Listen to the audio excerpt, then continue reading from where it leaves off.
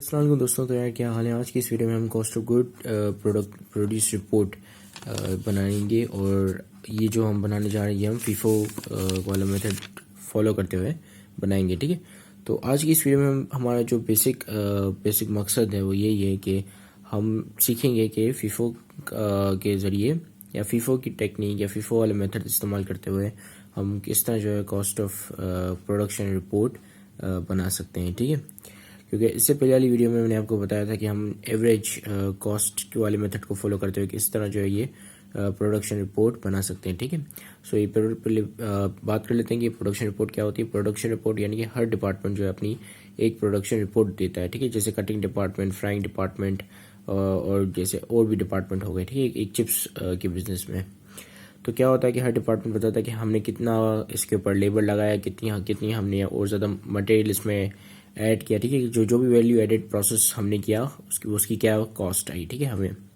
तो ये कॉस्ट जो कि हर रिपोर्ट में होती है, ठीक है।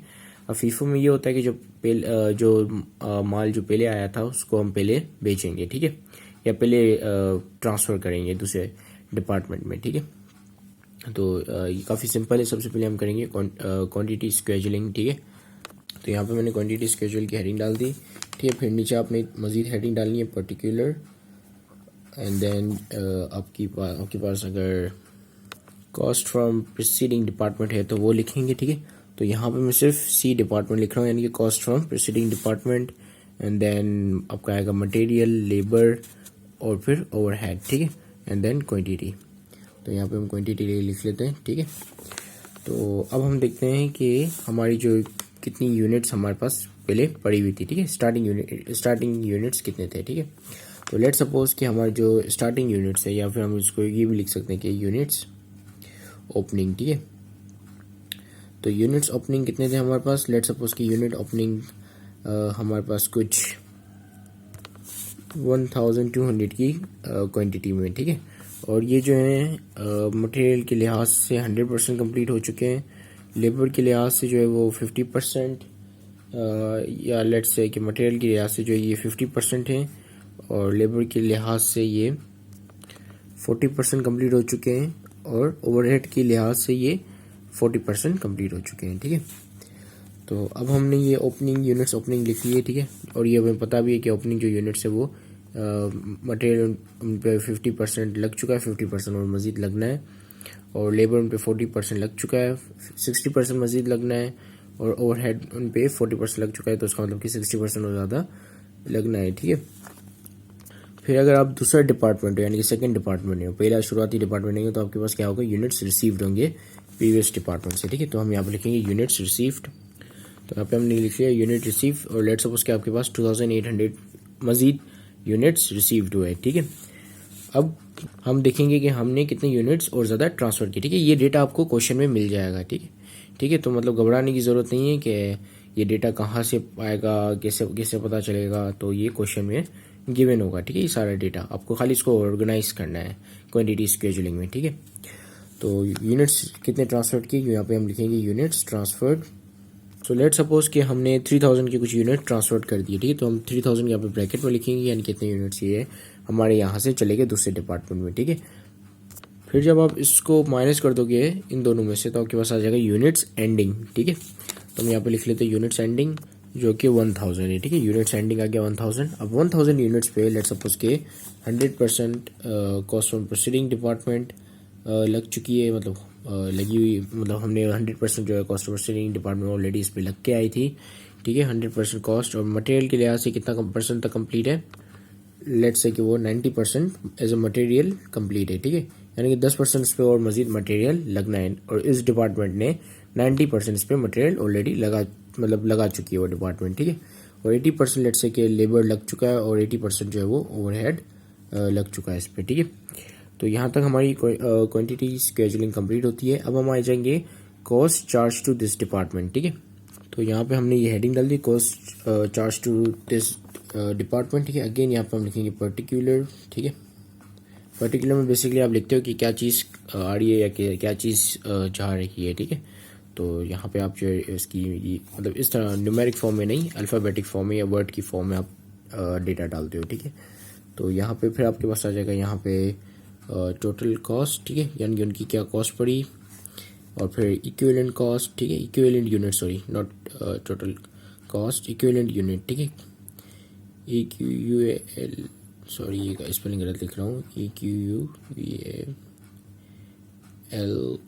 इक्विवेलेंट यूनिट्स, ठीक है, और फिर आपके पास यहाँ पे है पर यूनिट कॉस्ट, ठीक है, तो हम यहाँ पे सिर्फ इसको लिखेंगे यूनिट कॉस्ट, इसका मतलब कि पर यूनिट कॉस्ट, कि आप मतलब एक यूनिट जो प्रोड्यूस किया तो उस पर कितनी कॉस्ट आई, ठीक है, लेबर के लिहाज से कितनी कॉस्ट आई, मटेरियल के लिहाज से कितनी cost I, cost from proceeding department के लिहाज से कितनी कॉस्ट आई, और ओवरहेड के लिहाज से कितनी कॉस्ट आई, ये हम यहाँ पे रिकॉर्ड करेंगे, ठीक है। तो सबसे पहले आपके पास आ जाएगा यहाँ पे पर्टिकुलर में यूनिट्स ओपनिंग, ठीक है, यूनिट्स ओपनिंग, ठीक है। अब इनकी क्या क्या कॉस्ट पहले कौन से मतलब जो यूनिट्स ओपनिंग है उसके ऊपर क्या क्या लगेगा, पहले तो आपके पास आ जाएगा ये सी डिप, जो कि cost from proceeding department, then you will be computing the material total cost, then direct labour, ठीक है, डायरेक्ट लेबर और ओवरहेड, ठीक है, ओवरहेड कौन सा, फैक्ट्री ओवरहेड।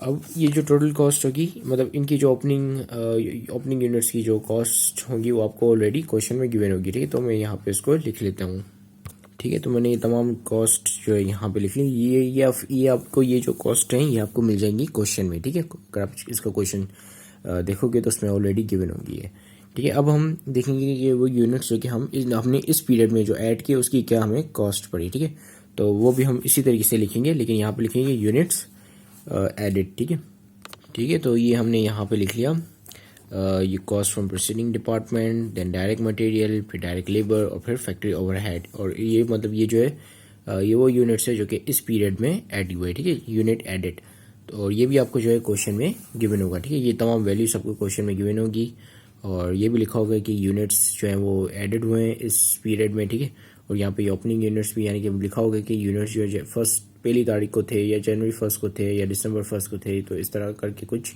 आपको डेटा गिवन होगा क्वेश्चन में, ठीक है, तो घबराने की ज़रूरत नहीं है, ये जो यहाँ से लिखे जो यहाँ तक की चीज़ें ये आपको गिवन होगी क्वेश्चन में, ठीक है।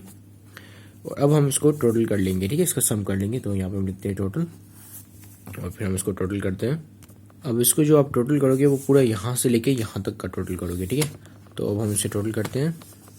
तो सबसे पहले हमारे पास है 17,280, ठीक है, बल्कि मैं वीडियो को पॉज करके इनका सम निकाल लेता हूँ, तो इनका सम आ रहा है 1,41,458, ठीक है, यानी कि इन सबको हमने जब प्लस किया तो हमारी ये वैल्यू आ रही है, ठीक है, जो कि टोटल कॉस्ट है, जो पुरानी यूनिट्स जो थे और जो नए यूनिट्स हमने ऐड किए उन सबको मिलाकर ये कॉस्ट आ रही है, ठीक है।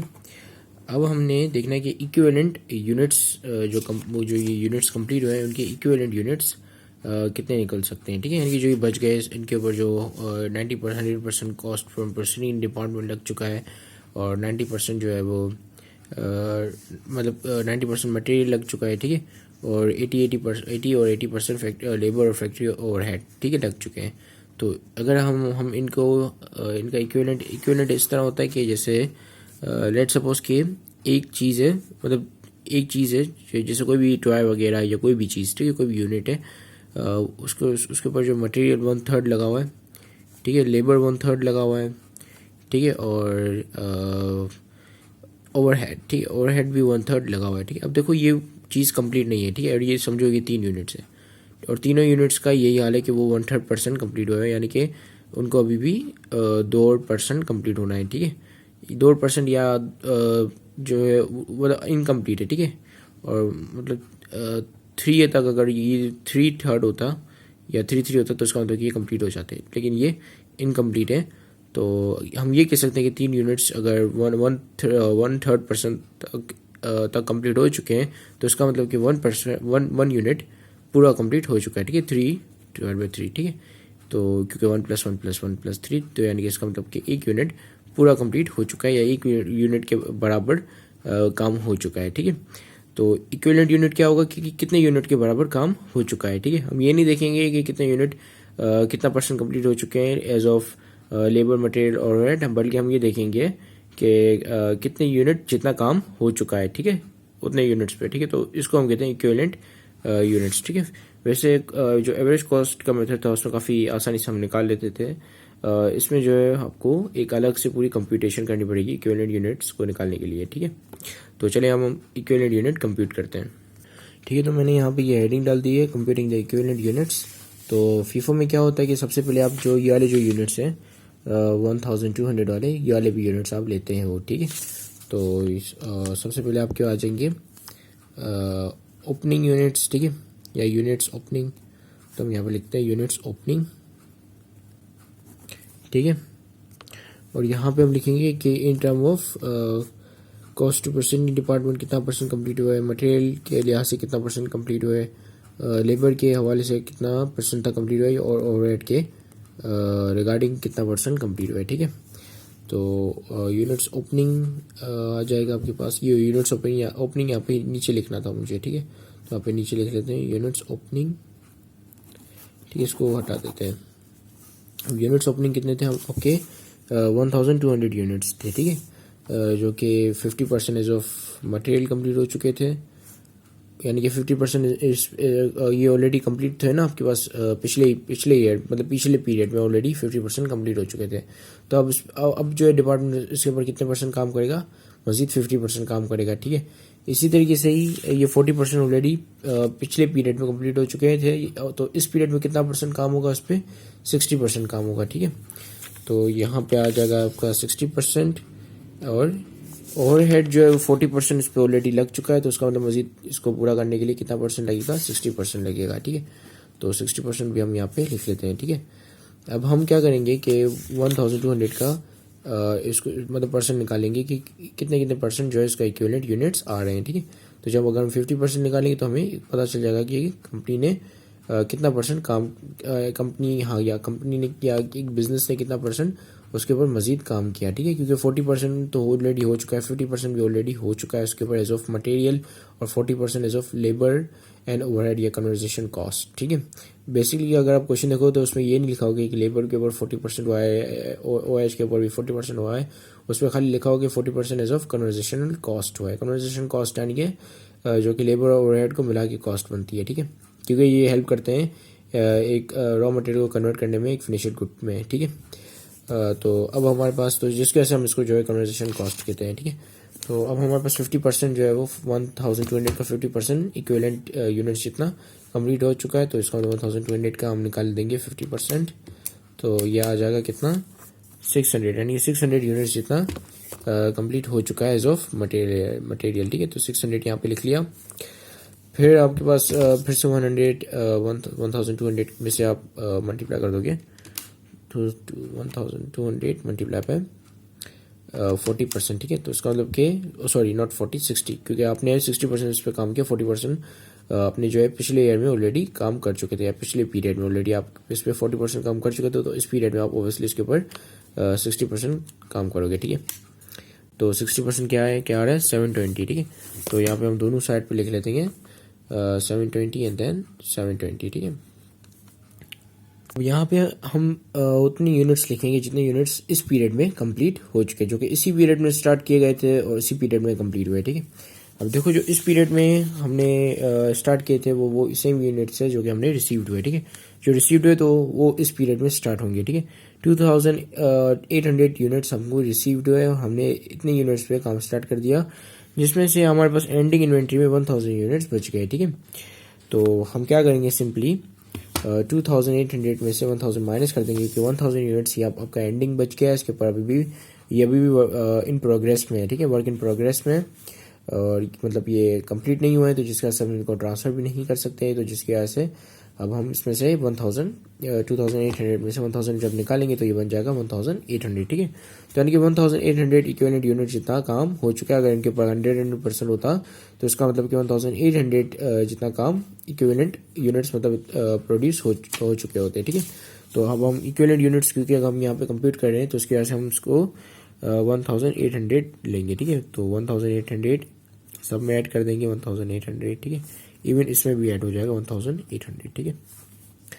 अब हमने देखना है कि जो एंडिंग इन्वेंट्री हमारे पास, नॉट एंडिंग इन्वेंट्री या एंडिंग इन्वेंट्री, एंडिंग जो यूनिट्स, ठीक है, हम यहाँ पे यूनिट्स इसको बोलेंगे, नॉट इन्वेंट्री, बल्कि होती ही इन्वेंट्री है ओबियसली, लेकिन हम for the sake of simplicity हम जो इसको यूनिट्स कॉल करेंगे, ठीक है। तो 100% यूनिट पे 90% काम हो 100% काम हो चुका है age of cost proceeding from previous department, और 90% एज ऑफ मटेरियल और 88% एज ऑफ कन्वर्जेशनल कॉस्ट, ठीक है, यानी कि लेबर और ओवरहेड की कॉस्ट जितना काम हो चुका है, ठीक है। तो अब हम क्या करेंगे, 1000 का 90% निकालेंगे तो ये आपके पास आ जाएगा, पहले यहाँ पे लिख लेते हैं यूनिट्स एंडिंग, ठीक है। तो 1000 का जब हम 90% निकालोगे तो आपके पास आ जाएगा 900, ठीक है, सॉरी 900, और जब 80 पहले तो ये 100% है, ठीक है, 100% कॉस्ट उसका प्रोसेसिंग डिपार्टमेंट का है, यहाँ पे 100% है तो उसका मतलब कि डायरेक्ट 1000 ही आएगा, ठीक है, क्योंकि अगर आप 1000 का 100% निकालोगे तो ऑब्वियसली 1000 ही आएगा, ठीक है। और फिर यहाँ पे 900, ठीक है, क्योंकि फिर से मैंने 1000 लिख लिया, तो यहाँ पे 900 क्योंकि 90% तक कंप्लीट हो चुका है, ठीक है, यानी कि 90% तक कंप्लीट हो चुका है, तो उसका मतलब कि ये डिपार्टमेंट है जिसका बना रहे उसने 90% इसके ऊपर मटेरियल लगा चुका है, ठीक है, बाकी 10% और लगाएगा तो ये कंप्लीट हो जाएगा एज ऑफ मटेरियल, ठीक है। और एज ऑफ लेबर जो है वो 80% कंप्लीट हो चुका है, तो उसका मतलब कि इक्विवेलेंट यूनिट्स के कितने हुए 800, ठीक है, तो 800 यहाँ पे हमने लिख लिए, और ओवरहेड के साथ भी वही सीन है, तो ओवरहेड में भी हमने 800 यहाँ पे लिख लिया। अब इन सबको प्लस कर देंगे तो आपके पास आ जाएगा इक्विवेलेंट यूनिट्स, ठीक है। तो यहाँ पे कितना आ रहा है, यहाँ पे आ रहा है 2800 equivalent units age of cost from proceeding department. यहाँ पे आ रहा है आपका 9, 10, 11, 12, 13, 14, 15,000, बल्कि this is not 6000, this is actually 600 and this is actually 900। तो ये आप क्या हो गया 9, then 10 and then 1500, ठीक है, 1500 में प्लस 1800, तो ये आपका बन गया 3300, ठीक है। तो हम लिख लेते हैं 3300। अब इसी तरीके से मैं इन दोनों के भी इक्विवेलेंट यूनिट्स कंप्यूट कर लिए, जो कि कितने हैं 3320, ठीक है, दोनों के सेम है। अब यहाँ पे हम इन तमाम इक्विवेलेंट यूनिट्स को यहाँ पे हम लिस्ट डाउन कर लेंगे, ठीक है, ठीक है। तो जैसा कि आप देखें हम यहाँ पे इनको लिस्ट डाउन कर लिया। अब हम क्या करेंगे, अब हमने निकालनी है पर यूनिट कॉस्ट, ठीक है।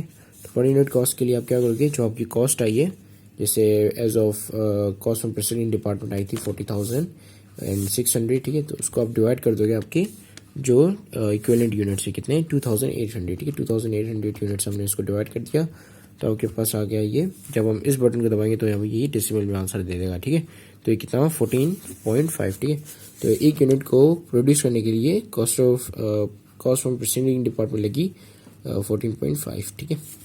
इसी तरीके से ही हम बाकी सबका भी निकालेंगे, ठीक है, ठीक है। तो ये हमने बाकी डिपार्टमेंट का भी निकाला। 9 कैसे आया, हमने 29,700 को डिवाइड कर दिया 3,300 से। इसी तरीके से हमने 16,932 को डिवाइड कर दिया 3,020 से, तो आपके पास ये रकम आ गई, ठीक है।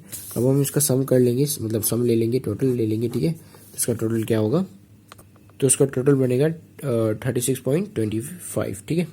वैसे तो ये 24 बन रहा था, लेकिन मैंने for the sake of simplicity को 5 कर दिया, क्योंकि अगर मैं क्योंकि 64 के आगे भी रकम थी, इसके भी आगे रकम थी, अगर मैं तमाम रकम जो है लगा लेता, जैसे इसको 5.10 कर देते हैं, ठीक है, तो क्या होता कि मेरा आंसर जो है ये 36.25 ही आता, ठीक है।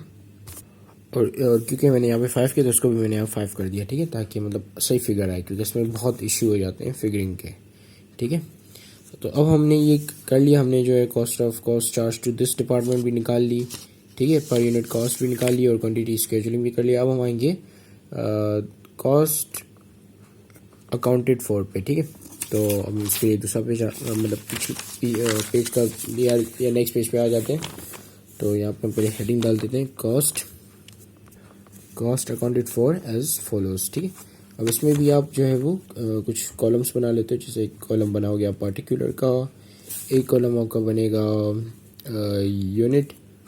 यूनिट्स का, ठीक है, टोटल यूनिट्स। एक कॉलम आपका बनेगा कंप्लीट परसेंटेज, ठीक है, कितना परसेंट वो यूनिट्स कंप्लीट हुए, ठीक है। एक कॉलम आपका बनेगा यूनिट कॉस्ट का, ठीक है, पर यूनिट कॉस्ट, तो यूनिट कॉस्ट का ये कॉलम बन जाएगा। और आखिरी में आपका कॉलम बनेगा टोटल कॉस्ट की, मतलब जो टोटल यूनिट्स प्रोड्यूस है या जितने भी यूनिट्स प्रोड्यूस हुए उनकी क्या कॉस्ट पड़ी आपको, ठीक है। तो अब हम सबसे पहले हम क्या करेंगे, सबसे पहले हम जो है कॉस्ट फ्रॉम ओपनिंग यूनिट्स निकाल लेंगे, ठीक है। ओपनिंग यूनिट्स, ठीक है। अभी ओपनिंग यूनिट्स कौन से हैं, ये ओपनिंग यूनिट्स यही वाले हैं सारे, ठीक है। ये जो लिखा है ना यूनिट्स ओपनिंग, यही वाले सारे ओपनिंग यूनिट्स हैं। तो यानी कि इन सबको हम प्लस कर देंगे तो हमारे पास कॉस्ट फ्रॉम ओपनिंग यूनिट्स आ जाएगी, ठीक है। तो जब हम इन सबको प्लस कर देंगे, जैसे यहाँ पे मैंने जो किया है, तो आपके पास आ जाएगा 28,830 रुपीज़, ठीक है। तो हम इसको यहाँ पे लिख लेते हैं।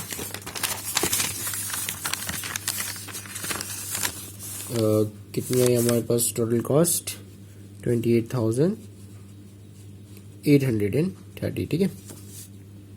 तो अब यहाँ पे फिर से हम ओपनिंग यूनिट्स पे आ जाते हैं, ठीक है। ओपनिंग यूनिट्स या यूनिट्स ओपनिंग, ठीक है।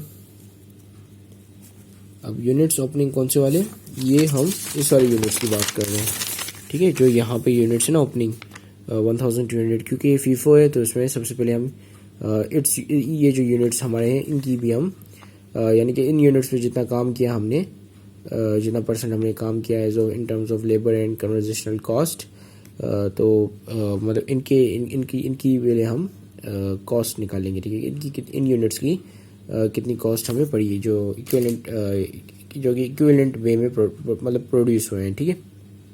तो अब हमने ये लिख के इनके आगे उनके टोटल जो यूनिट्स थे वो भी लिख लिए, ठीक है। अब हम इनके आगे इनकी परसेंटेज लिखेंगे, कितना परसेंट ये कंप्लीट हो चुके हैं, ठीक है। तो यहाँ पे हमने जो कॉस्ट फ्रॉम प्रोसेसिंग डिपार्टमेंट के रिगार्डिंग 100% अगर कोई भी परसेंटेज नहीं गिवन थी, क्वेश्चन में भी नहीं गिवन थी, तो आप उसको फुल इग्नोर मारोगे, ठीक है। और दूसरे की क्या है, मटेरियल जो है 50% कंप्लीट था और 50% और मज़ीद इस पर काम हुआ, यानी कि 50% का काम मज़ीद इस पीरियड में इस डिपार्टमेंट ने किया, ठीक है। और 40% इस पर काम हुआ था, तो इस डिपार्टमेंट ने मज़ीद कितना परसेंट काम किया, 60% काम किया। And same goes for the overhead, ठीक है। और यूनिट्स कितने कंप्लीट किए इस डिपार्टमेंट ने, 1800 यूनिट्स उसने कंप्लीट किए, ठीक है। तो अब इसकी जो है परसेंटेज तो हम नहीं लिखेंगे, मतलब कंप्लीट कितना कंप्लीट हो वो हम नहीं लिखेंगे, ठीक है। और यहाँ पे हम लिखेंगे यूनिट कॉस्ट, ठीक है। मटेरियल बनाने में पर यूनिट कॉस्ट कितनी आई थी, तो हम इसे पीछे करके देखेंगे कि मटेरियल बनाते वक्त मटेरियल की जो पर यूनिट कॉस्ट है वो 9 है, और डायरेक्ट लेबर की जो है 5.10 और उसकी फैक्ट्री ओवरहेड की 7.65, ठीक है। तो हम ये तीनों वैल्यू लिख लेते हैं, ठीक है। तो हमने इन सब की वैल्यू लिख ली और यहाँ पे ये भी लिख लिया कि 100% कम्प्लीट हो चुके हैं 1800 यूनिट्स, ठीक है। और ये 1800 यूनिट्स ऑब्वियसली हमें कहाँ से मिले, हमें यहाँ से मिले। हमें पता चला कि 1800 यूनिट्स जो है वो कंप्लीट हो चुके हैं, यूनिट्स कंप्लीटेड, ठीक है। क्योंकि 1000 यूनिट्स जो बच गए थे यहाँ पे 20% काम हुआ है, अभी भी 20% काम इज ऑफ कन्वर्जेशनल कॉस्ट होना है और 10% काम इज ऑफ मटेरियल होना है, ठीक है। अब हम आ जाते हैं हमारे फिर से cost accounted for as follows पे, ठीक है। तो ये यहाँ पे जो 1800 यूनिट्स प्रोड्यूस है उस पर क्या कॉस्ट आई, तो उस पर पर यूनिट जो है वो 36.25 रुपीज़, ठीक है, कॉस्ट आई। कि ये जो है वो अपना यूनिट्स पूरे कंप्लीट हो चुके हैं और हमारे हर यूनिट पे हमें labour, direct labour, overhead, capital cost from proceeding department, इन सब की कॉस्ट प्लस करके जो ओवरऑल कॉस्ट होगी वो हम उस यूनिट पे लगाएंगे, ठीक है। तो जिसकी वजह से वो 36.25 है। This is per unit cost, ठीक है, per unit cost in terms of all the things, ठीक है, लेबर, मटेरियल और फैक्ट्री ओवरहेड, ठीक है, कॉस्ट ऑफ प्रोसीडिंग डिपार्टमेंट, इन तमाम चीज़ों का मतलब ये तमाम चीज़ें इसमें भी शुमार है। तो जिसकी वजह से ये बढ़ रहा है। तो ये ऐसी मतलब ये हमने निकाला, ये सही है कि हमने जितनी भी जो लेबर, मटेरियल और फैक्ट्री ओवरहेड की जो कॉस्ट थी उनको प्लस कर दिया, तो हमारे पास ये आ गया, ठीक है। अब आपके पास टोटल कॉस्ट कितनी होगी, इनकी आप टोटल कॉस्ट पहले निकाल लेंगे, ठीक है। तो टोटल कॉस्ट निकालने का तरीका ये होगा कि आपने पहले तो जो टोटल क्वांटिटी है वो ले लेनी है 1200, फिर उसको हम मल्टीप्लाई कर देंगे जितना परसेंट वो कंप्लीट हो, मतलब जितना परसेंट उस कंपनी ने काम किया, ठीक है। उसके बाद 50% काम किया और और जो पर यूनिट कॉस्ट थी उसकी वो 9 रुपये थी। तो उसको फिर से मल्टीप्लाई कर देंगे 9 से, ठीक है। 1200 मल्टीप्लाई 50%, यानी कि 1200 यूनिट्स का 50% पहले वो निकालेगा, फिर जो भी यूनिट्स आएंगे 50% में उनको मल्टीप्लाई कर देगा 9 से, क्योंकि पर यूनिट कॉस्ट 9 रुपये आई है एज ऑफ मटेरियल, ठीक है। तो हम इसी तरीके से जब हम इसको इक्वल टू का बटन दबाएंगे तो ये आ गया 5400 कॉस्ट, ठीक है। तो अब हम ये कॉस्ट यहाँ पे लिख लेते हैं 5400, ठीक है। इसी तरीके से ही हम बाकी सारों के साथ भी ऐसा ही करेंगे, ठीक है। ठीक है, तो जैसा कि आप देख रहे हैं कि यहाँ पे हमने ये तमाम कॉस्ट वगैरह लिख ली, ठीक है, कंप्यूट करके। क्या क्या 1800 को मल्टीप्लाई किया 10% से, फिर मल्टीप्लाई किया 36.25 से, तो आपके पास आ गया 65,250, ठीक है। अब इसी तरीके से जो हम हमारी ओपनिंग यूनिट्स के निकाली, अब हम इसी तरीके से एंडिंग यूनिट्स का भी निकालेंगे, ठीक है। तो हम यहाँ पे लिखते हैं एंडिंग यूनिट्स, ठीक है। तो एंडिंग यूनिट्स का भी हमने सेम वही प्रोसीजर पूरा बनाया, और ये हमें बता रहा है कि कितना % कंपनी ने इसके ऊपर काम किया, ठीक है। ये भी हमें ये बता रहा है कि कितना % कंपनी ने इसके ऊपर काम किया इस पीरियड में, ठीक है। और वो जो ये वाली जो परसेंटेज थी वो बता रही थी कि पिछले पीरियड में, यानी कि जो पीरियड गुजर चुका है उसके ऊपर कितना % काम हुआ, ठीक है। ये वाला परसेंटेज जो कि पिछले साल में लगा, ठीक है, पिछले साल जो या पिछला पीरियड, ठीक है, प्रीवियस पीरियड। तो उस प्रीवियस पीरियड में इतना % काम हुआ, तो इसका मतलब कि इस पीरियड में जितना % नहीं हुआ है उतना % काम होगा ना, ठीक है ना। तो यहाँ पे जैसे कि 50% हो गया था तो 50% मजीद किया, 40% हो गया था तो 60% और मजीद काम किया, ठीक है। 40% हो गया था तो 60% और मजीद काम किया। इसी तरीके से ही यहाँ पर जो 100% काम हुआ है, 90% काम हुआ है, क्योंकि ये एंडिंग इन्वेंट्री है, ठीक है, ओपनिंग इन्वेंट्री नहीं है, ठीक है। तो जिसकी वजह से हमने सेम एज इट इज वही फॉर्मूला ले लिया, और फिर हम वही चीज़ करेंगे 1000 मल्टीप्लाई 90% मल्टीप्लाई बाय कॉस्ट, और फिर आपके पास ये मतलब multiply by per unit cost, फिर आपके पास ये टोटल कॉस्ट आ जाएगी, ठीक है। ठीक है, तो हमने बिल्कुल सेम वैसे ही किया है। अब हम इन सबको जो है 28,830 से लेके इन तमाम अमाउंट को जो प्लस करेंगे, तो इसके यहाँ पे जो आंसर आएगा वो आपका इक्वल होगा जो यहाँ पे ये रकम है, ठीक है, इसकी रकम। अगर ये दोनों रकम सेम है, बैलेंस्ड है, तो मतलब कि आपने ये क्वेश्चन सही सॉल्व किया, ठीक है। और अगर 19-20 का फर्क हो तो इसका मतलब क्या, आप ये पॉइंट्स में इशू है, ठीक है, पॉइंट्स में इशू है, जो कि नॉर्मली होता रहता है। तो आपने क्या करना है कि अगर आप नहीं इसको रेक्टिफाई कर सकते हो या सबको समझ में नहीं आ रहा, टाइम कम है, तो आप सिंपल जो है ये जो यहाँ पे रकम लिखी हुई है वही रकम उठा के सेम एज इट इज यहाँ पे लिख लें, ठीक है। ये एक मतलब एक वो है, एक सजेशन है, ठीक है। इसको ये नहीं मान लेना कि मैं जो है आपको इनकरेज कर रहा हूँ कि आप ऐसा करें, ठीक है। मैं कह रहा हूँ इन केस अगर आपकी अमाउंट सही ना है, क्योंकि डेसिमल का इशू हो, ठीक है, आपने जो है 0.67 की जगह पे आपने लिख लिया 0.58, ठीक है। तो जिसकी वजह से क्या होगा, इशू क्रिएट हो जाएगा, आपका जो है आंसर बैलेंस्ड नहीं होगा, ठीक है। तो अब हम क्या करने वाले हैं, अब हम इन सबको प्लस करने वाले हैं, ठीक है।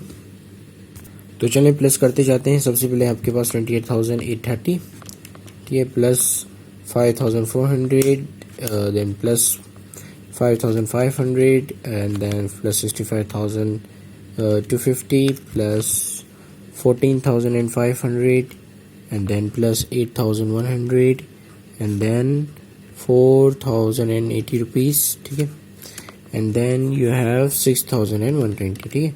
तो कितना आ रहा है आपका, अच्छा मैंने यहाँ पे एक रकम ऐड नहीं की, वो कितनी 3,672 वाली, ठीक है। तो उसको भी हम पहले ऐड कर लेते हैं, फिर से कैलकुलेट करते हैं, ठीक है। तो 3,672 अब हम निकालेंगे इसको इक्वल टू दबा के कि क्या सम क्या आ रहा है। तो इसका क्या सम आ रहा है 1,41,452, ठीक है। हम देखते हैं कि इसकी मैच कर रहा है या नहीं कर रहा, ठीक है। तो कितना है 1,41,458 है, ठीक है। तो यानी कि कितने का फ़र्क आ रहा है, 6 रुपये का फ़र्क आ रहा है। तो इसका मतलब कि ये मैटर नहीं करता, क्योंकि ऑब्वियसली यहाँ पे कहीं पे डेसिमल में आपने कम या ज़्यादा लगा लिया होगा, ठीक है। तो हम सिंपल वही आंसर यहाँ पे लिख लेंगे 1,41,458, ठीक है। तो ये रेक्टिफाई हो गया, ठीक है, यहाँ पे और यहाँ पे। और इसी के साथ ये वीडियो भी कंप्लीट होती है। Thank you very much for watching this video. Have a great day and Allah हाफिज़।